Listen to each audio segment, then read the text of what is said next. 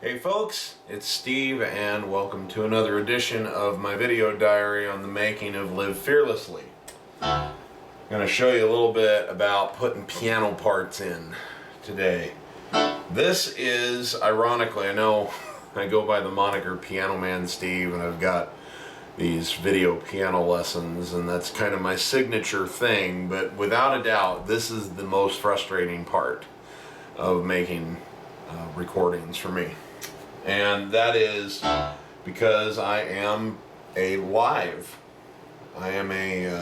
more of a live piano player. I just realized something I've got to do here while I talk. No big deal. Anyway, what I mean by that is that I don't really think much when I'm playing about what I'm playing. I just play and sing. And in a live setting, that tends to work out fine. Little mistakes and inconsistencies get glossed over. But on recordings, it's all hanging out there. And whenever I hear recordings of me play, I get frustrated because there's more mistakes than I want there to be. And so the challenge for me is always to figure out how to clean it up enough so that it makes a good recording, but not water it down to the point where my personal playing style isn't lost. I don't know that I've perfected that yet, but I'm working on it. Well, I know I haven't perfected it yet, but I'm working on it, getting better, because I play more like Elton John. Billy Joel can be a very improvisational player. He certainly has that skill set. I've seen him do it, but he kind of approached his recording more from a composer, everybody's got a perfect part kind of way. So when you were listening to, say, Allentown, he knew what he was going to be playing. It was going to be this voicing, not just these chords, but these chord voicings and this thing, and he's going to go.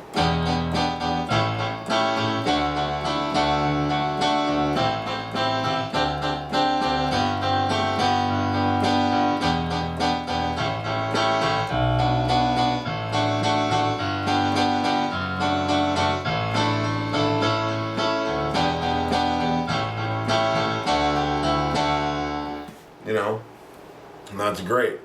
That's never really been how I play, especially when I'm writing. I tend to be more, if you were to listen to Elton John though, for example, and he was playing Daniel, it might be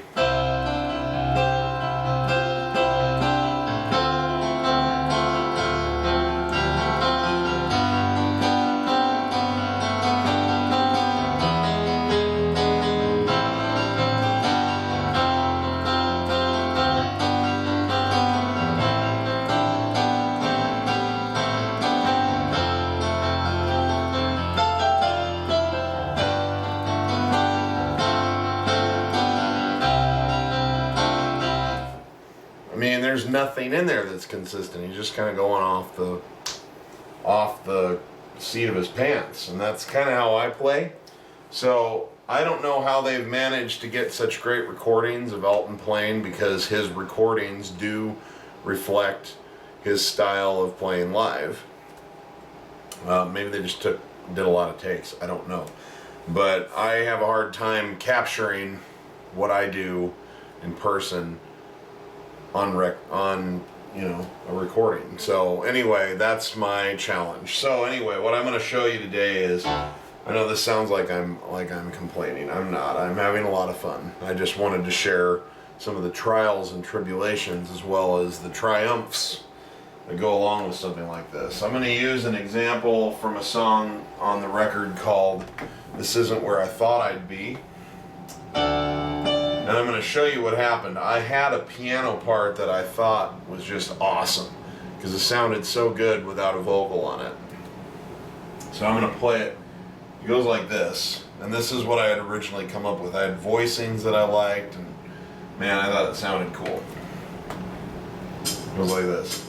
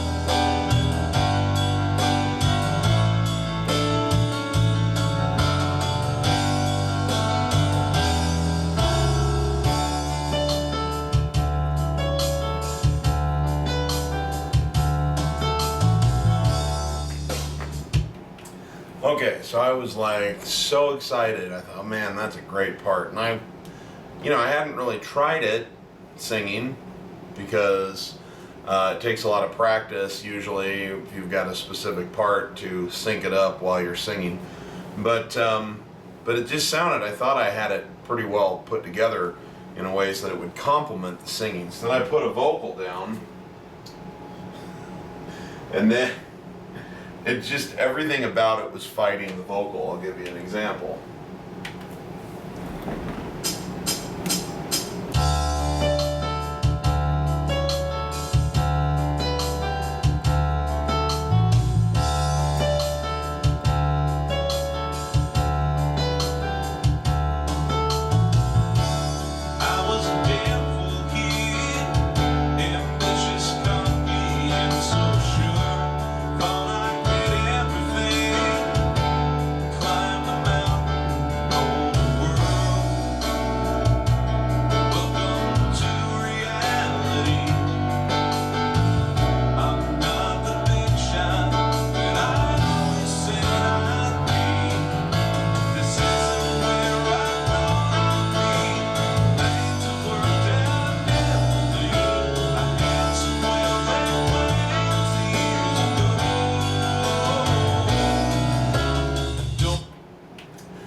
Good idea in theory, but the thing is, I'm playing very precise rhythms when you're trying to sync the rhythm of the singing and the rhythm of the playing together. So da da da da da da da.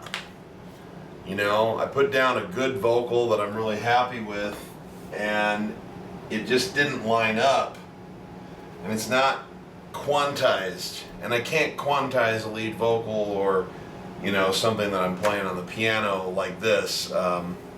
It would make it too robotic even if I could. So anyway, and the other problem was I was playing everything up here, and it was kind of fighting it was like the voicings that I liked so well were right in the heart of where my voice was, and so it was kind of, so I'm going to have to play that a little bit lower too. So I'm working on some other things. I'm going to have to simplify the piano part a little bit. I believe I've landed on something that's going to work like so.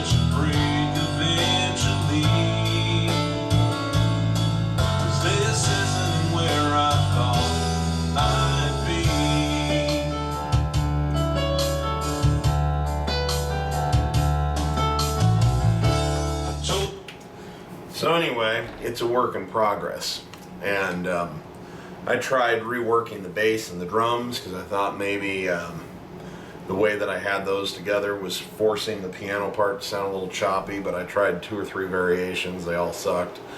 So anyway, that's part of this process, is trying to get, I get these kind of vague ideas in my head. It's like I can hear what I want, but I don't always know how to make that into a reality, because sometimes I don't hear the details as much as I feel the way I want to feel when I hear it. And so anyway, just keep pounding away at it, and this is where it's nice when you're working with a group of people and a co-producer, because you have multiple brains to knock things around with, but that's okay. I'm having a lot of fun, but this just gives you an idea that the piano part is the most difficult part for me, without a doubt. Maybe because I'm too critical of myself when I hear it, because it's the thing that I probably know the most about, so who knows.